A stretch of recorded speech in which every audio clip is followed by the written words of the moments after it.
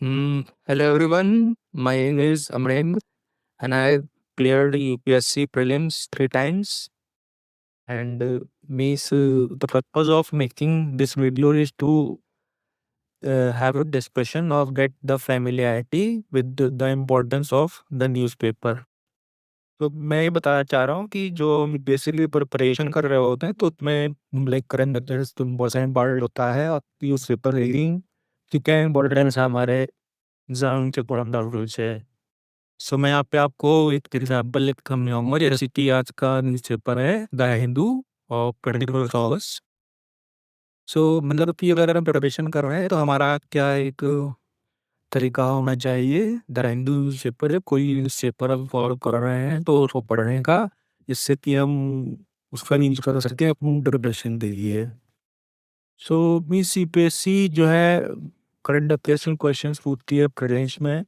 Mains में questions आते हैं, क्रिटिकल एनालिसिस होता है और सब होता है। तो हम देखेंगे एक बात कि हमारे न्यूज पेपर से जो भी हम कैसे उसको कवर कर सकते हैं।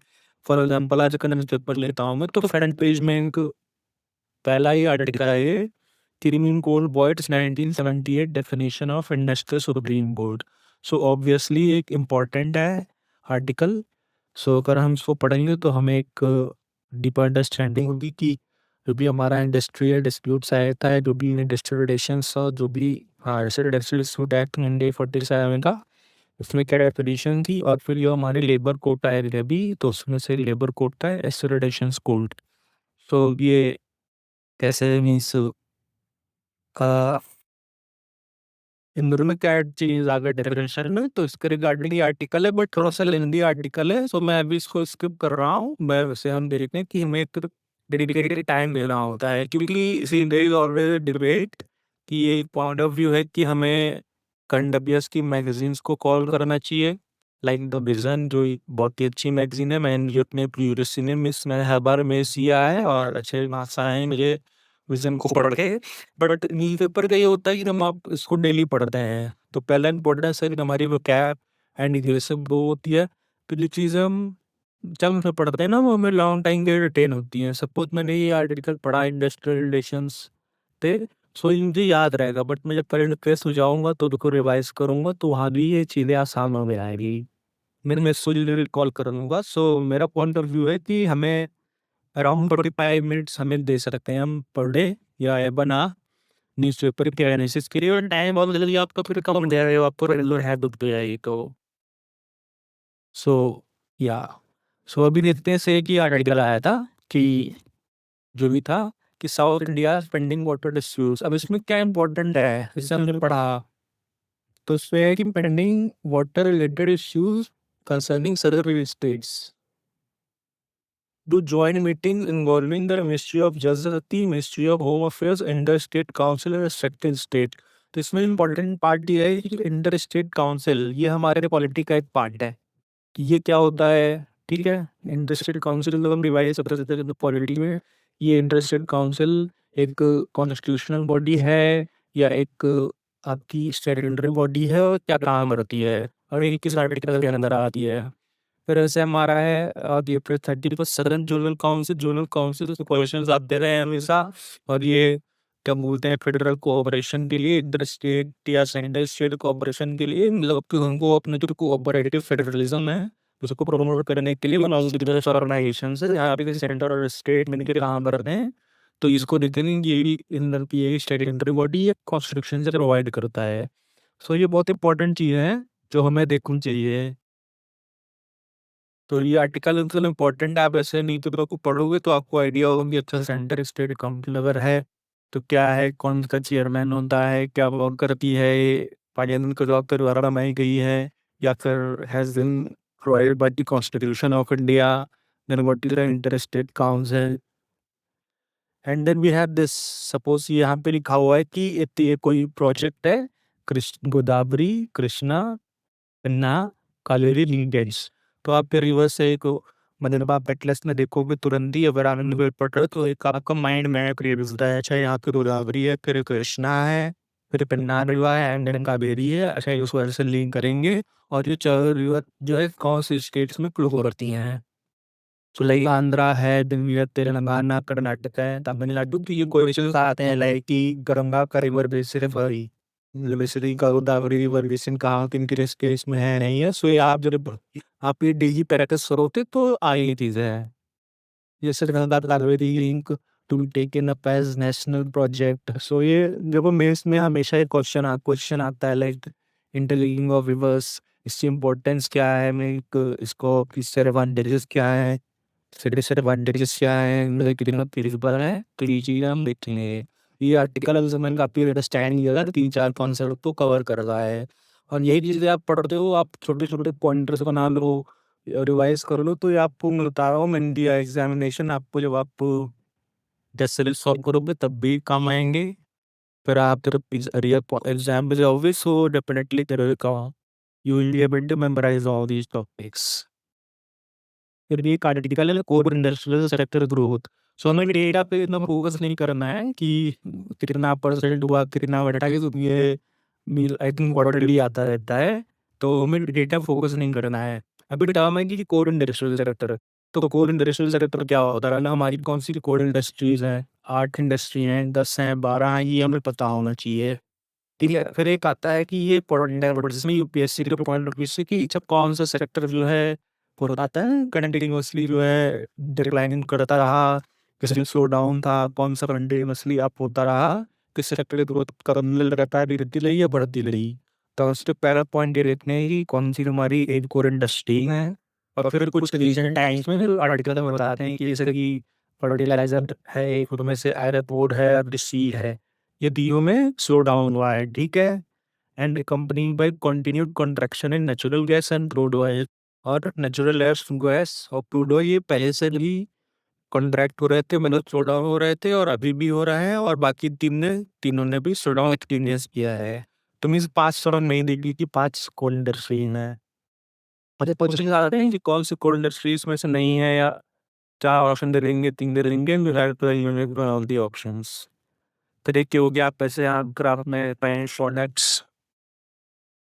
तो आप देख लेना इसे. फिर the index of core industries so कौन रिलीज करता है, तो ministry of commerce and industry है. ये श्योर आपको मिलेगा, टेस्ट से बता रहा हूँ. ये क्वेश्चन आपको टेस्ट आप जब जो मार्क्स दोगे तो आपको ये क्वेश्चन ऐसे मिलेंगे. ये इंडेक्स कौन रिलीज करता है, और हमारी वैसे क्वेश्चन फ्रेम होता है ऐसे लोग कौन रिलीज करता है और कौन कौन सी इंडस्ट्री होती है हमारे कोर में. तो this was the basic purpose of making this review. कि ऐसे हम आर्टिकल्स को पढ़ेंगे तो हमें समझ में आएगा कि हम ऐसे न्यूज़पेपर में कौन से आर्टिकल्स हमने जो भी सिलेबस हमने पढ़ा है, सिलेबस के जो भी टर्म्स हमें याद है, हम सिलेबस बगल में रखे हुए हैं. तो जो भी उसमें मेंशन है वो हम मीन्स इसको गवर्नमेंट आर्टिकल वगैरह पढ़ सकते हैं. पढ़ नहीं जाए मिनिमम भी पढ़े से इस पे आ गया कि उड़ीसा ने पैनल फॉर्म किया है तो relocation of villages of Satkosia tiger reserve. सबसे पहले हमारे दिमाग में आना चाहिए सबकोसिया टाइगर रिजर्व, ये है किस स्टेट में. तो फॉर एग्जाम्पल इन उड़ीसा होके तो इन में है. तो सबसे पहले इंपॉर्टेंट यही है उसमें क्या हो रहा है, ये सेकेंडरी की जरूरत ये है कहाँ पे. बट यहाँ पे कुछ ऐसा हुआ है कि यहाँ पे सेंसस में ऐसे टाइगर की पॉपुलेशन कम हो रही है, तो इस वजह से विलेजेस थोड़े लोकेट किया जा रहा है. बट ये इतना इंपॉर्टेंट नहीं, बट हाँ हो सकता है कि यहाँ पे कंटिन्यूअसली टाइगर की पॉपुलेशन कम हो रही है, पर बहुत सारे टाइगर रिजर्व हैं जहाँ पे कम हो रही है. सो आपको उसको नहीं सोचना है, बट हाँ ये देखना है कि सरकोसिया टाइगर रिजर्व है कहाँ पे, क्योंकि ये आ सकता है एग्जाम में. पर अच्छा तो कोई बहुत सारे आर्टिकल्स हैं जिसमें गवर्नमेंट आ रही है, मतलब हमारे सिलेबस में कुछ जो इम्पोर्टेंट है मैं वो आपको कर रहा हूँ. और कोई मिस होता है तो आप तभी देखना, but I will be covering in depth और मैं थोड़ा थोड़ा और एनालाइज करके बताऊंगा. वैसे सिलेबस है कि इन्होंने फोटो मेरी तैयार रखी है, इसमें कथकली तो फॉर्म हो रही है. जिससे मुझे पता है कि आई नो कि कथकली किसी स्टेट का डांस है, बट मतलब क्लासिकल डांस है, किसी स्टेट से बिलोंग करता है, क्लासिकल है, फोक डांस है, कौन सा डांस है. तो वैसे कथकली के बारे में थोड़ा देरी मुझे अच्छा केरला का क्लासिकल डांस है, तो फिर उसकी चीज़ें जो है हमारे आर्ट डायरेक्टर का पार्ट भी कवर करते हैं. जैसे इसमें आगे कलेक्टर्स बिल पावर हुआ है to garner citizenship under CAA. जो सीएए जो है it has been in the news for a while. तो हम देख सकते हैं कि अभी एक कौन इसको सर्टिफिकेट मिल रहा है, वो कौन दे रहा है. No it will I do not, I think it had these are articles say the collectors are about now to do so. Okay, so अभी ये की आर्टिकल है एक इंडिया जापान, मतलब मैंने एक एक नहीं देता रहा हूँ कि मैंने मार्क कर लिया, सो जस्ट सेव टाइम कि इंडिया और जापान ने maritime security pact sign किया है to depend the defence cooperation. So see इस तरीके के आर्टिकल पढ़ने से क्या होता है, हमें कीवर्ड्स मिलते हैं, ठीक है, जब भी कीवर्ड्स हम मेरे एग्जाम में लिखते हैं तो हमें मार्क्स चढ़ के देते हैं एक्स्ट्रा, लाइक जापान इंडिया इस strategy and global partnership. For example अगर इंडिया जापान पे आती तो मैंने तो पहला एनालिसिस दिया था like in 2019, so in that year GS2 में इंडिया जापान के रिलेशंस पे ही क्वेश्चन आया था और वो उस टाइम पे रील्स में भी था, करेंसी का पेरेंट भी हुआ था उस टाइम पे, so I was remembering that. So, well, and as I said, you were up mass research. Then I think I have secured very well mark in GA2 in the area. So, Japan India का ये है theory सबसे important term है free and open into Pacific, मतलब कोई भी Asia consumer dispute हो रहा है तो you can put this word कि फ्री और ओपन इंडो पैसिफिक, और ये इसका प्रोटेक्ट करना और ओपन करना सी लाइन्स ऑफ कम्युनिकेशन, ये ऐसे कीवर्ड है ना जो आपको मिस मतलब कि टेक्निकल वर्ड है, बेसिकली आप इनको लिखोगे तो आपको मार्क्स से नहीं इधर वर्ड से, ठीक है। फिर ये इसे धर्मा गार्जियन एंड जर्नलिस्ट की बायोग्राफी तो सही है, तो इंडिया जापान की रिलेशन में भी है। फिर ये दोनों कंट्री DRDO और जापान की एटलास जो है वो इससे bond unicorn integrated communication idea system बना रहे हैं। ये बताना चाहिए unicorn integrated communication idea system कौन बना रहा है, मतलब कितने रिलीज में, और अभी डेज यूपीएससी रिफरेंस क्वेश्चन हो रहा है लास्ट के 2-3 साल से, तो ये इम्पोर्टेंट हो जाता है। और मोस्ट इम्पोर्टेंट मैं शुरू बोल रहा हूँ। एंड फिर ये जो इंडिया और जापान का 2+2 डायलॉग होता है, जो 2+2 डायलॉग है क्या कॉमन से मिनिस्टर बोलना इसमें, सो जिसमें लिखा हुआ है कि foreign and defence ministers and तुम भी हायरिंग टोक्यो में होगा। तो मतलब ये छोटे छोटे पॉइंटर्स हैं जो आपको एक तरीके से रिवीजन कराएंगे, आपकी मेमोरी में फिर होते रहेंगे, आपको पूरे कॉल करोगे सामने है। सो मेरा पर्पज ये था इस वीडियो को बनाने का। फिर आगे जाते हैं जैसे कि 3 language rule for class 6 supreme court seriously, तो इसको यूज़ करोगे। 3 लैंग्वेज रूल क्या है ये हम पता होना चाहिए, क्योंकि ऐसे क्वेश्चन पूछ सकता है वो कि अब पहले मदर में आप एडमिशन लिया ही, फिर आपकी जो भी बिजनेस लैंग्वेज है एंड उसके बाद एक फॉरेन लैंग्वेज या कोई अनदर है बिजनेस लैंग्वेज, तो ये चीज़ें आपको पता होनी चाहिए। फिर ये ऐसे national commission for scheduled caste क्या बॉडी है ये, फिर ये जो एक इसी माइटी नमस्ते स्कीम ये किसके लिए है, फॉर सैनिटेशन वर्कर्स, ये क्या करती है, इसके क्या प्रोविजंस हैं, या फिर ये किस मिनिस्ट्री के अंडर आती है, ये चीज़ें आपको पता होनी चाहिए। सी तो पूछ लेंगे कि नमस्ते क्या है, किस मिनिस्ट्री या आपको हेल्थ या मिनिस्ट्री ऑफ अर्बन अफेयर या सैनिटेशन इन अर्बन एरिया, तो फिर वो आप बन कर सकते हो। सो इसको आप देते ना, मतलब छोटे-छोटे पॉइंट्स आप पढ़ते रहो, बहुत इंपॉर्टेंट, बहुत आपको हेल्प करते हैं। सीधे article on senders physical outlook basis geopolitical reviews, मैं इसको पढ़ने नहीं जा रहा था, बट इसमें बहुत सारा फैक्ट था, सो मैं भी इसके लिए इसको कर रहा हूँ कि मैं इसे पास भेज दूँगा। फिर इसे ये मुझे आर्टिकल इंपॉर्टेंट लगा, मैंने अभी नहीं पढ़ा। जो न्यूज़पेपर में हमारे एडिटोरियल्स होते हैं वो सबसे इम्पोर्टेंट होते हैं। द की पॉइंट इज़ कि वो एक तरीके से हमारा मेंस का आंसर होता है। कोई भी आर्टिकल आएगा उसमें पहले फैक्ट्स होंगे, लाइक कि क्या चीज़ व्हाट हो रहा है, उसमें फीचर्स होंगे, क्यों हो रहा है ये, कैसे हो रहा है, देन उसके क्या एडवांटेजेस हैं, डिसएडवांटेज हैं, और फिर उसके बाद कंक्लूजन। तो मतलब अगर प्रॉपर यूपीएससी का स्ट्रक्चर होता है वैसा है, अगर लास्ट में आपको कंक्लूजन भी होगा, फॉरवर्ड भी होगा। तो आप किसी भी आर्टिकल को पढ़ोगे, मैं शेयर करूँगा 3 आर्टिकल इस वीक बहुत अच्छा है, और फिर दुआ दे सकते हो। जैसे जब बन सकती wording is balance and pragmatic, तो उनकी सुप्रीम कोर्ट ने बन सकती ऑफ इंडिया मतलब ये क्लैरिटी दी है। दुर्गम प्रोजेक्ट इंडिया में स्टैंड हो रहा है विद एंड क्लियरेंसेस से, उसके रिगार्डिंग ये फॉर केस स्टडी बहुत इंपॉर्टेंट है, हमारी क्लाइमेट चेंज के लिए बहुत इंपॉर्टेंट है, फॉर डेवलपमेंट इंपॉर्टेंट है, और फिर हमारा इन्वायरमेंटल एक्टिविटीज के लिए बहुत इंपॉर्टेंट आ रहा है। सो ये आर्टिकल आती रही ना, मैंने शुरू गुरु नहीं किया है। फिर एक ये आर्टिकल था कि जो भी प्राइम मिनिस्टर ऑफ इंडिया ने इंडिपेंडेंट बोला है कि गवर्नमेंट प्रोवाइडिंग, मतलब गवर्नमेंट सपोर्ट कर रही थी कोचिंग के लेके और एग्जामिनेशन प्रिपरेशन, तो इसके क्या एडवांटेजेस हैं डिसएडवांटेजेस हैं भी हम देख सकते हैं। कि मतलब प्राइवेट कोचिंग नहीं तो क्वेश्चन के बहुत सारे प्रोटेस्ट चल रहे हैं, तो ये सब कुछ एग्जाम में आएगा इस बार डेफिनेटली नॉट दिस ईयर या may be this year, but हाँ नेट तो मैंने स्टार्ट होने वाला है शायद, पर नेक्स्ट ईयर इतना ही इम्पोर्टेंट। और फिर ये थोड़ी भी ये आर्टिकल ऐसा है, it is going to be in the news for a while, तब मैंने लाइक की प्रोडक्शन क्वेश्चन लाइक जो भी हम एडवर्टाइजमेंट्स देखा होता है वो लाइक मतलब परसेंट टोबैको का ऐड करना प्रोहिबिटेड है, ठीक है? बट अब उसको किसी न किसी इनडायरेक्ट में से प्रमोट किया जा रहा है, तो उसको बोलते हैं सर्वरिट और इनडायरेक्ट प्रमोशन। ऐसे तो पान मसाला आ रहा है, निमन के पहले को प्रोडक्ट शॉप ने बैन और रखा है, शुरू करा बट लिमिट नहीं तो होता है, बस सेल नहीं है लाइक दैट। तो प्रोडक्ट को आप पान मसाला के नाम से एडवर्टाइज कर रहे हो, तो इनडायरेक्टली वह है शो हो गया है। सो मीन्स जो चीज़ आप डायरेक्टली नहीं कर सकते वो इनडायरेक्टली भी नहीं कर सकते आप। ये एक कॉन्सेप्ट होता है, it is one principle also of poetry, doctrine of colourable substances like that, different substances मतलब ऐसा ही कुछ है। हाँ, तो ये जो हमारा फूड सेफ्टी एक्ट है वो प्रोहिबिट करता है मिस एडवर्टाइजमेंट्स को, बट अगर आप सो करते हो तो then you can be sued और you are answerable for that.